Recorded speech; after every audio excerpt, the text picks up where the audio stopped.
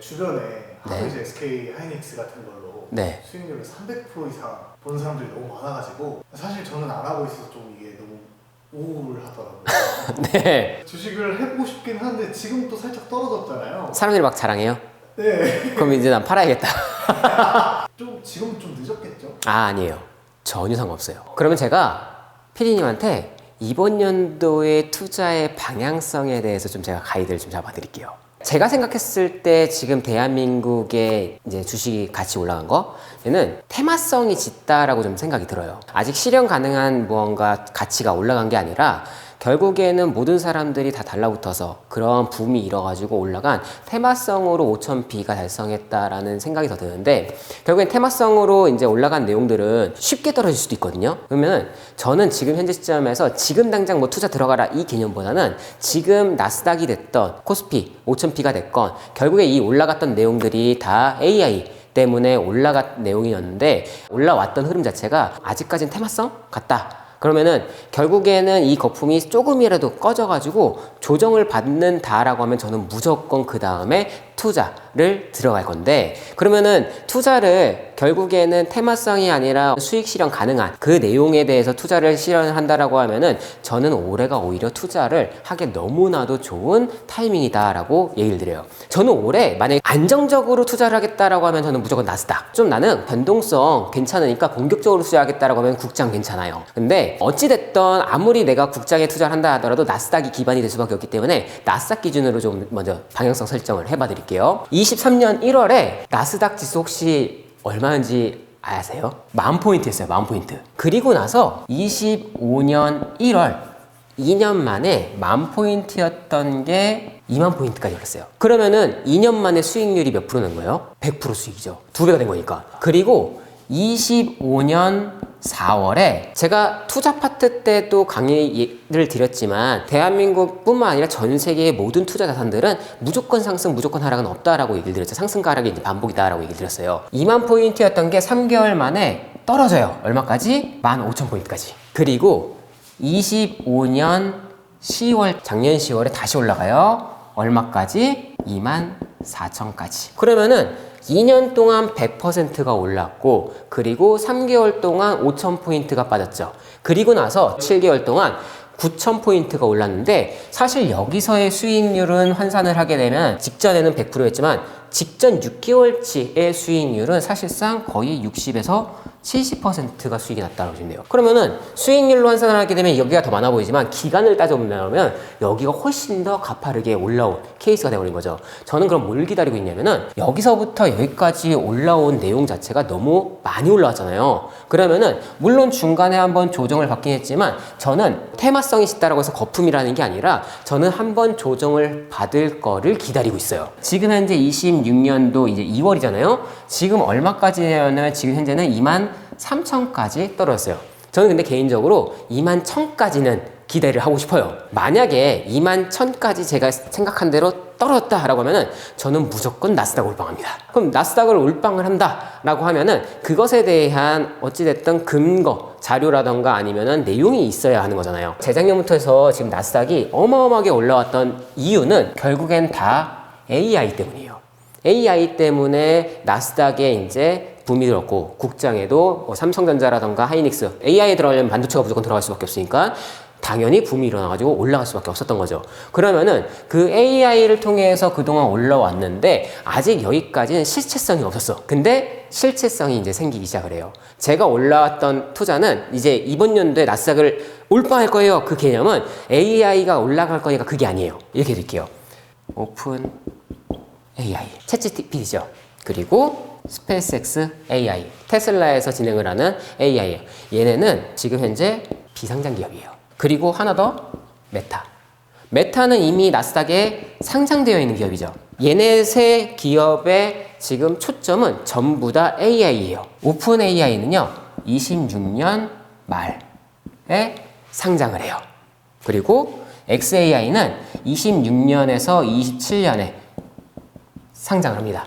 그러면은 현재 시점에서 얘네가 지금 현재 비상장인데 상장을 한다. 그 왜 나스닥에 올방을 투자를 해요? 그 개념을 생각하실 수 있는데 이미 오픈 AI와 XAI의 상장 가치, 기업 가치는 현재 비상장 기준에서 5천억 달러, 500억 달러. 메타는 상장이 되어 있기 때문에 지금 현재 대략 1조 달러. 재작년에 아마 1조 달러 클럽에 들어갔을 거예요, 메타가. 그러면은 새 기업의 상장 가치를 따진다라고 하면은 대략 얼마예요?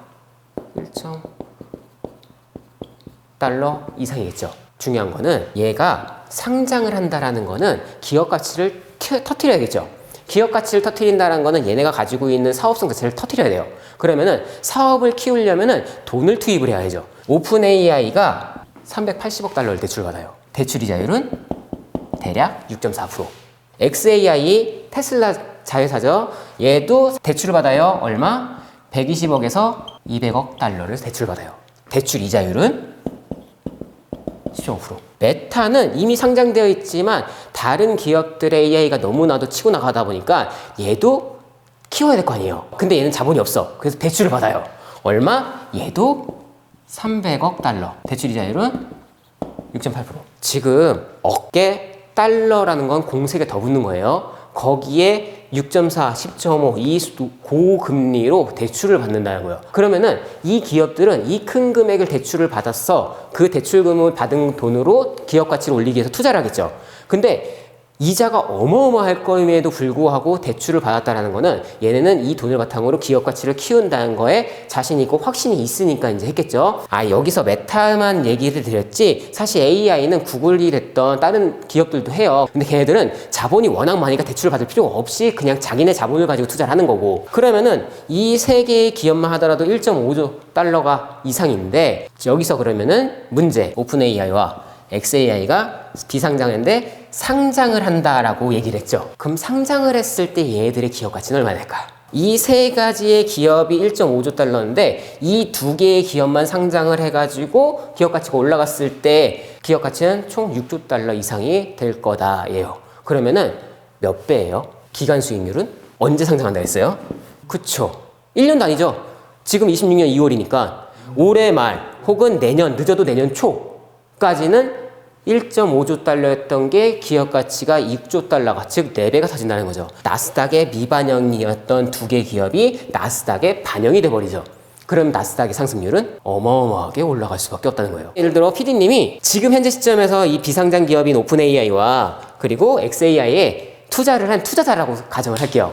그러면은 투자를 지금 현재 시점에 했으니까 지금 1.5조 달러에 투자를 한 거잖아요. 근데 상장 다 해가지고 나스닥 반영돼가지고 이게 6조 달러가 된 거야. 그럼 투자자인 PD님 같은 경우에는 어떻게 하시겠어요?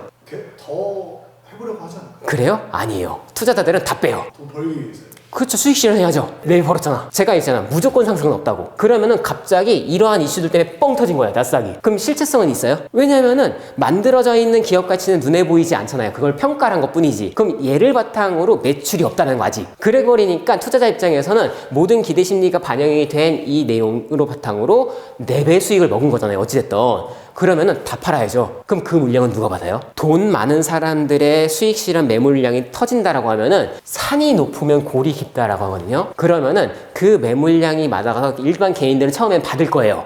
이게 웬 떡이냐 하면서 왜 이렇게 싸게 살 수 있냐 한데 어느 순간부터 뉴스가 나올 수도 있어요. AI 거품. 그러면은 팔려는 사람들은 많아지고 살려는 사람은 없어지니까 어마어마하게 떨어지겠죠. 그리고 나서 아까 얘기했던 그 투자자들은 그 시점에 또 사요. 그래서 항상 개미들은 손실을 보고 돈 있는 큰 손들만 돈을 버는 구조다라고 보시면 돼요. 그러면은 간단하네요. 저는 올해 투자를 현재 안 한다가 아니라 나스닥이 됐던 국장이 됐던 한 번쯤은 조정을 받을 거예요. 조정받는 그 시점에 나스닥에 저는 올빵 투자한다.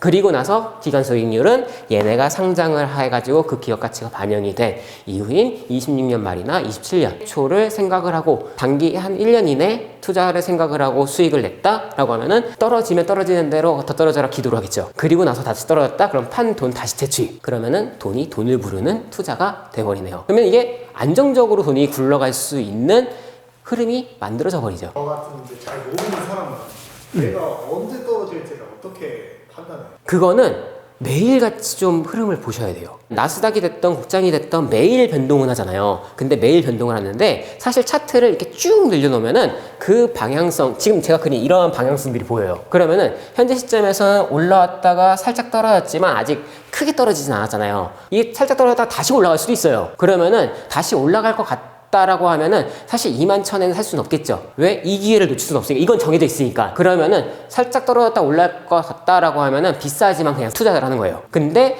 역시나 떨어졌네 하면은 21,000까지 조정을 받기를 저는 기도를 해요 라고 했지만 21,000까지 떨어졌다고 해서 다시 올라가는 게 아니라 더 떨어질 수도 있어요. 그러면은 21,000부터 투자를 시작을 하는 거죠. 그러면 떨어질 때마다 계속 사는 거야. 그럼 싸게 매집을 하는 거죠. 점점. 그러면은 처음에 산 가격 대비 나중에 산 가격이 평균치가 이제 나올 거 아니에요. 그러면은 나중에 이제 상승해서 올라왔을 때 수익률은 훨씬 더 커질 수밖에 없겠죠. 이게 이제 코스트 에버리지 효과. 결국에는 내가 투자를 한다라고 해서 올빵 투자를 한다고 해서 한 방에 뭔가를 돈을 얻는 게 아니라 분산 투자를 하시는 게 가장 안정적으로 수익을 낼 수 있다라고 좀 생각하시면 좋을 것 같아요. 저만의 하한선을 정하는 거예요. 맞아요. 그렇게 이제 그거를 잡으려면은 누군가가 이론적으로 알려줘봐야 사실상 다 달라요. 투자자들마다. 그래서 그걸 먼저 정하시려면은 처음에는 일반적인 개별 주식 투자를 트레이닝 해보시는 거예요. 샀다 팔았다를.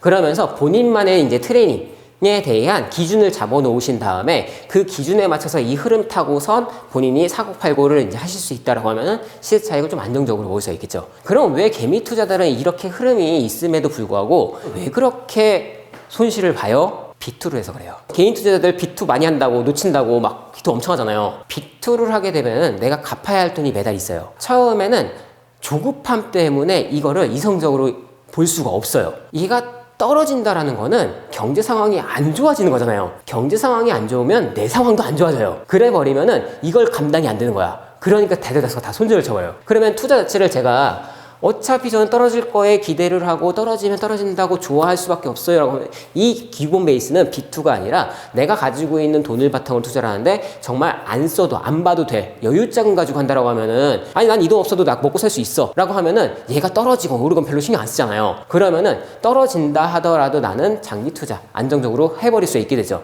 그러면 그 과정 안에서 좀 여유자금이 더 생겼어. 떨어졌어. 근데 올라갈 거 난 확신을 하고 있어. 그러면은 더 사버리면은 평가 금액이 손실이 아니라 무조건 올라갈 수밖에 없는 거에다가 내가 산 가격보다 더 싸게 살 수 있는 기회를 받은 거네. 그러니까 결국에는 투자자라는 거는 어떠한 똑같은 현상을 가지고 바라보는 시선이 다 다르다. 내가 어떠한 마인드로 기준 잡고 투자를 하느냐에 따라서 완전 내가 마음 편히 투자를 할 수도 있는 거고 아니면은 항상 스트레스 받으면서 무서워가지고 전쟁 궁금해서 투자를 할 수도 있는 이 두 가지 방향성이 좀 다르다고 보시면 될 것 같아요. 오늘 지금 가르쳐 주신 올해 투자 방향성과 네. 결국 이렇게 해라 라는 그걸 딱 깔끔하게 정리해 줄 수 있어요. 저는 개인적으로 나스닥이 조정이 되잖아요. 조정이 되면은 무조건 나스닥 인덱스 지수에다가 투자를 하는 게 좀 안정적이다라고 얘기를 드려요. 이 기업들한테 직접 주식을 사도 되지 않나요? 라고 생각하실 수 있어요. 해도 돼요. 근데 다만 그 기업에 대한 변동성이 너무 클 수밖에 없기 때문에 그 변동성을 본인 스스로가 스트레스 받지 않고 이길 수 있다라고 하면은 무조건 하셔야 돼요. 왜냐면은 만약에 저는 이 세 가지를 얘기를 했지만 나스닥이라는 인덱스 지수 안에는 얘네뿐만 아니라 아까 얘기를 했던 MS라던가 구글 같은 경우에 돈이 워낙 많기 때문에 대출 안 받고 투자를 한다고 했잖아요. 그럼 그 나스닥 지수는 걔네들 포함한 평균치이기 때문에 훨씬 더 안정적으로 투자가 가능해져 버리겠죠. 그래서 저는 나스닥이 어느 정도 조정을 받았다. 그러면 무조건 안정적으로 인덱스 지수에다 투자를 해라. 혹은 내가 변동성에 강하게 투자를 하고 싶다라고 하면은 기업 개별 주식에다가 투자를 하셔야 된다. 그러면은 직접 미국 주식을 사셔도 되고 아니면은 국장의 기업을 사셔도 상관하다. 2026년은 나스닥이다. 맞아요. 2026년은 저는 정말 나스닥 올빵을 하셔도 괜찮을 것 같다. 주식 어플 못 쓰세요? 어플은 상관이 없어요. 수수료 제일 싼 어플 쓰시는 게 제일 나아요.